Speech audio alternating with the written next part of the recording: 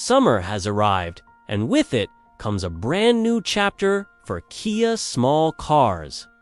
This is the 2026 Kia K4 Hatchback, the official successor to the Cerato hatch. You might have already noticed the K4 sedan on the road with a design that is bold, challenging, and impossible to ignore. But this version is different. This is the hatchback, the body style that feels more at home in Europe, yet still lands right here for our market. And from the very first glance, it feels like the more balanced and better-looking sibling. Design will always divide opinion, but there is something about the proportions of the K4 hatch that simply works. From the rear especially, it looks planted, wide, and confident. But what makes this car genuinely interesting is that its appeal goes well beyond the surface. This is not just a styling exercise. Kia has clearly spent time refining how this car feels to live with and how it drives on real roads. And even though the full GT version is gone, replaced by this GT line trim, there is still plenty going on beneath the skin. Before we go any further, support the Next Gear channel by hitting like and subscribing. It helps the channel grow and brings you more honest car reviews like this one. Inside the K4 Hatch GT line, the first impression is of completeness. This cabin feels modern, well-equipped, and thoughtfully designed.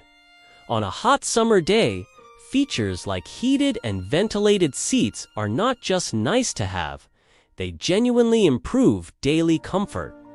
But it is important to be clear here. The GT line is where the K4 truly comes alive. Like many Kias before it, there is a noticeable gap between the standard models and this top-tier version. Build quality across the range is solid. Panels fit tightly, materials feel durable, and everything feels properly assembled.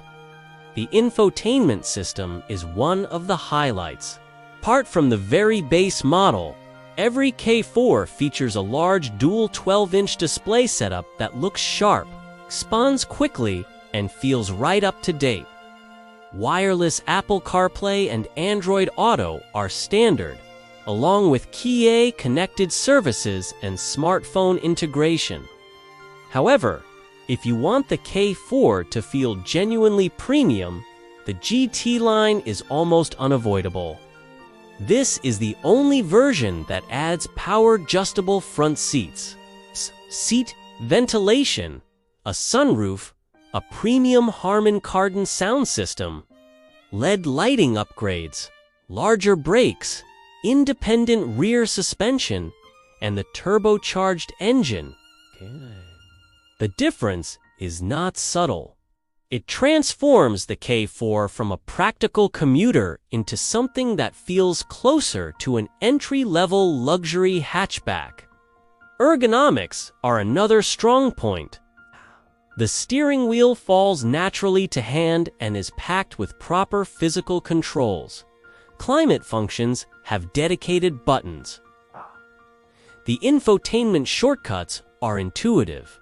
Wireless charging, large cup holders, and sensible storage areas make daily driving easy. This is a cabin designed for people who actually drive their cars, not just admire them in a showroom. Moving to the rear seats, the K4 hatch continues to impress. For a car of this size, space is generous. Even with the sunroof fitted, headroom remains comfortable. Groom is solid, though toe space is slightly tight.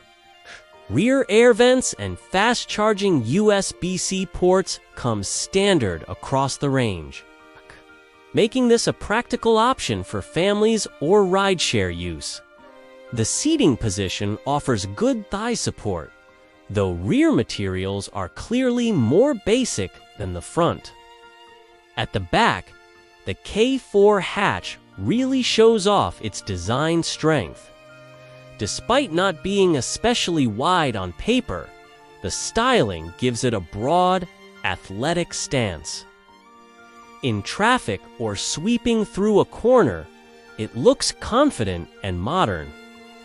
The boot is deeper than expected, offering useful cargo space, and underneath sits a space-saver spare wheel, which is becoming increasingly rare.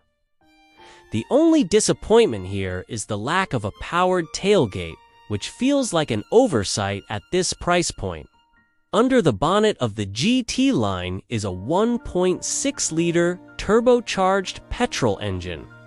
In real-world driving, it delivers strong mid-range torque and noticeably more punch than the naturally aspirated alternatives.